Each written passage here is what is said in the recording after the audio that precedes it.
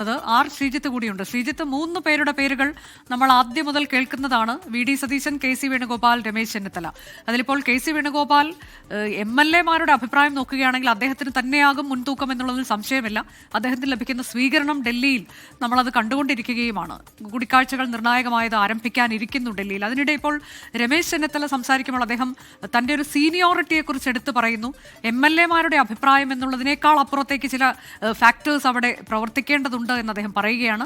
VD. സതീശനാകട്ടെ ഈ ഒരു പരാജയത്തിൽ നിന്നൊക്കെ പരാജയപ്പെടും എന്നൊന്നുമല്ല, അദ്ദേഹം 100 സീറ്റ് എന്നത് ഉറപ്പിച്ച് പറഞ്ഞ് തുടക്കം മുതൽ തന്നെ 100 സീറ്റിൽ ഉറച്ചു നിന്ന നേതാവാണ്. ആ രീതിയിലേക്ക് വിജയത്തിലേക്ക് നയിക്കാൻ മുന്നിൽ നിന്ന് പ്രവർത്തിച്ച നേതാവ് എന്ന രീതിയിൽ വി.ഡി. സതീശൻ അദ്ദേഹത്തിന്റെ ഒരു ക്ലെയിം ഉണ്ട്. അപ്പോൾ എന്ത് മാനദണ്ഡമാകും നേതൃത്വം പരിഗണിക്കുന്നത് എന്നാണ് നമുക്കറിയാൻ കഴിയുന്നത്. ഈ 3 നേതാക്കളും ഒരുപോലെ ഇങ്ങനെ മത്സര രംഗത്തേക്ക് നിൽക്കുമ്പോൾ. അനുജ, കോൺഗ്രസിന് ഒറ്റ മാനദണ്ഡമേ ഉള്ളൂ. അതിൽ തീരുമാനം അതിൽ ഏറ്റവും പ്രധാനപ്പെട്ടത് കോൺഗ്രസ് നിയമസഭാ കക്ഷിയിലെ MLA-മാർ ആരെ പിന്തുണയ്ക്കുന്നു എന്നതാണ് ഒന്നാമത്തെ കാര്യം. അതായത് ജയിച്ചു വന്ന MLA-മാരുടെ എണ്ണം 63ആണ്. ഈ 63 MLA-മാരിൽ ആർക്കാണ് ഭൂരിപക്ഷം ലഭിക്കുക? അത് കെ.സി. വേണുഗോപാലിനാണോ, വി.ഡി. സതീശനാണോ, രമേശ് ചെന്നിത്തലയ്ക്കാണോ എന്നതാണ് തീരുമാനത്തിലേക്ക് ഹൈക്കമാൻഡ് കടക്കുമ്പോൾ അടിസ്ഥാന ഘടകമായി പരിഗണിക്കാൻ പോകുന്നത്.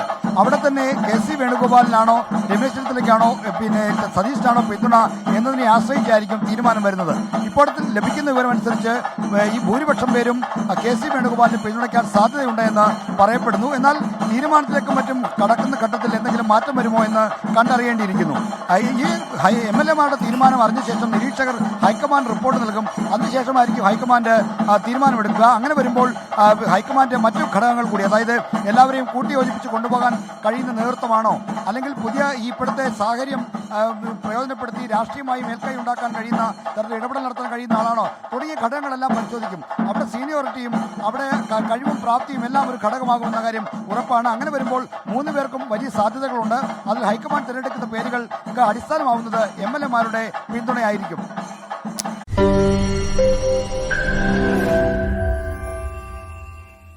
ലോകത്തെവിടെയായാലും ഏത് സമയത്തും 24 വാർത്തകളും ഓഗ്മെന്റഡ് റിയാലിറ്റി പാക്കേജുകളും എക്സ്പ്ലെയിനറുകളും വിശദമായി കാണാൻ ഞങ്ങളുടെ YouTube ചാനൽ നിങ്ങൾക്ക് സബ്സ്ക്രൈബ് ചെയ്യാം.